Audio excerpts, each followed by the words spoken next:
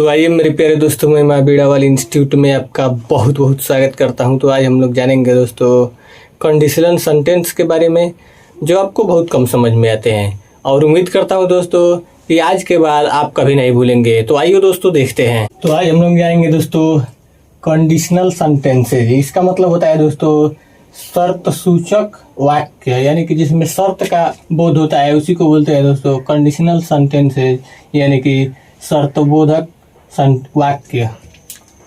पहला है दोस्तों, इसमें सबसे पहले जानेंगे दोस्तों क्लाउज के बारे में, यानी कि दोस्तों उपवाक्य के बारे में। इसमें दो ही क्लाउज का प्रयोग होता है दोस्तों। पहला होता है प्रिंसिपल क्लाउज, यानी कि प्रधान उपवाक्य, और दूसरा होता है दोस्तों सबऑर्डिनेट क्लाउज, यानी कि आश्रित उपवाक्य। यानी कि इसी दोनों टॉपिक पे दोस्तों ये पूरा क्वेश्चन सॉल्व होगा। तो आइए दोस्तों सबसे पहले हम लोग इसको समझते हैं। पहला है दोस्तों प्रिंसिपल क्लाउज, यानी कि प्रधान उपवाक्य। वह उपवाक्य जो अर्थ स्पष्ट करने के लिए किसी अन्य उपवाक्य पर आधारित न हो, उसको दोस्तों सिंपल फ्यूचर टेंस में बनाते हैं। तो ये जो दोस्तों है, तो इस टेंस में है दोस्तों, यदि तुम तेज दौड़ोगे तुम रेस में जीत जाओगे। ये है दोस्तों जीत, यानी कि जीत जाओगे। तो दोस्तों ये जो सेंटेंस है दोस्तों, ये इस पर निर्भर है, लेकिन ये यहाँ से यहाँ तक जो सेंटेंस है दोस्तों, ये किसी भी सेंटेंस पे निर्भर नहीं है।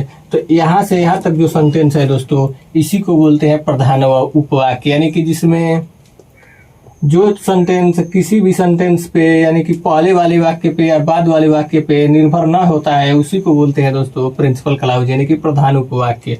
और ये है दोस्तों यदि तुम तेज दौड़ोगे। अब ये अधूरा है दोस्तों, ये यहाँ से यहाँ तक जो जितना सेंटेंस है ये सब इस पर निर्भर है, लेकिन ये जो है अपने आप में ही पूर्ण है दोस्तों। दूसरा है दोस्तों, जब वह यहाँ आएगा वह मेरी मदद करेगा। यहाँ से यहाँ तक जो है वह मेरी मदद करेगा, या इतना ही सेंटेंस पूर्ण है दोस्तों।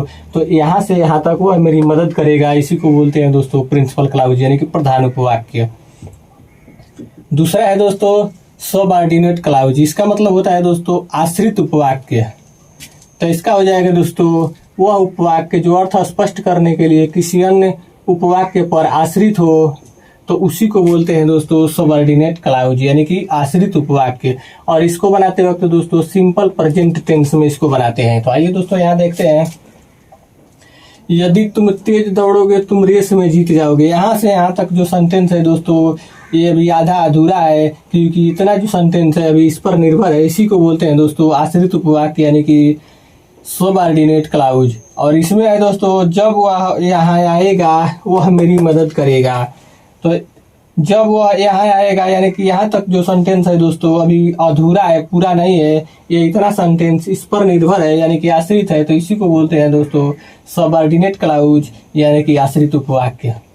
अगर जो दोस्तों ऐसे आप लोगों को समझ में नहीं आता है, तो जिस सेंटेंस के पहले इफ यानी कि यदि, व्हेन मतलब कि कब, बिफोर मतलब कि पहले, आफ्टर मतलब कि बाद, और टिल का मतलब होता है दोस्तों तक, और अनटिल का मतलब भी होता है दोस्तों तक, और अनलेस का मतलब होता है दोस्तों कि जब तक, एज सून एज का मतलब होता है दोस्तों कि जब तक तब तक, और एज लॉन्ग एज का मतलब होता है दोस्तों कि जब तक।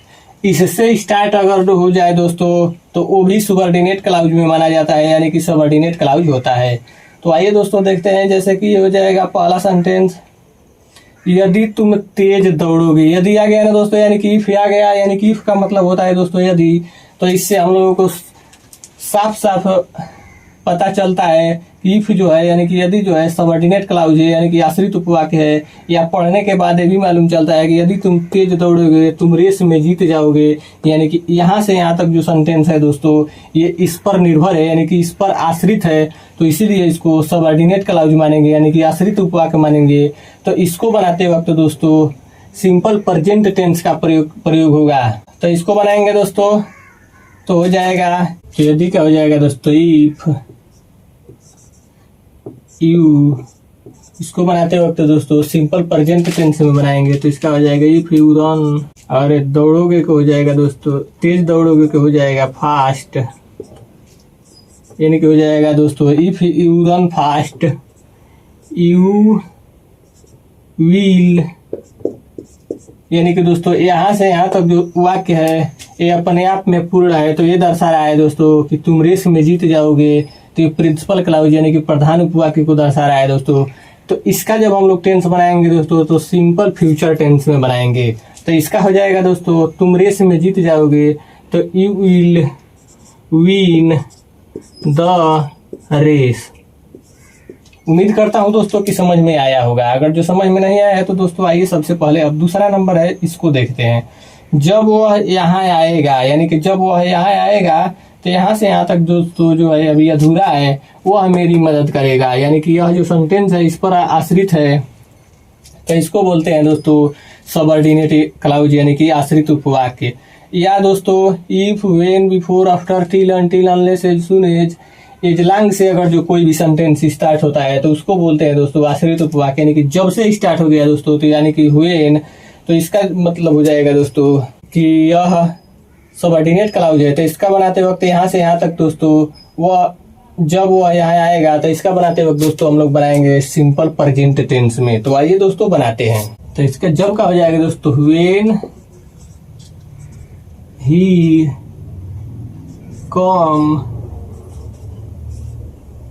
He comes here,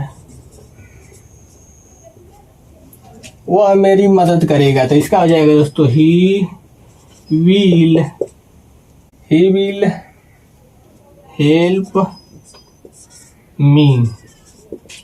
help me, यानी कि जब वह यहाँ आएगा वह हमारी मदद करेगा। When he comes here he will help me, वह मेरी मदद करेगा दोस्तों।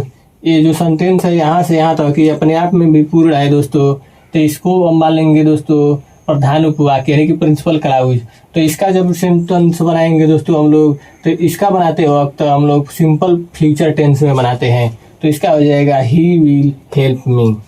तो उम्मीद करता हूं दोस्तों कि आपको समझ में आया होगा। तो दोस्तों आज बस इतना ही, फिर मिलते हैं अगले दिन ऐसे ही बेस्ट ट्रिक के साथ। तो जुड़े रहिए दोस्तों हम लोगों से। धन्यवाद।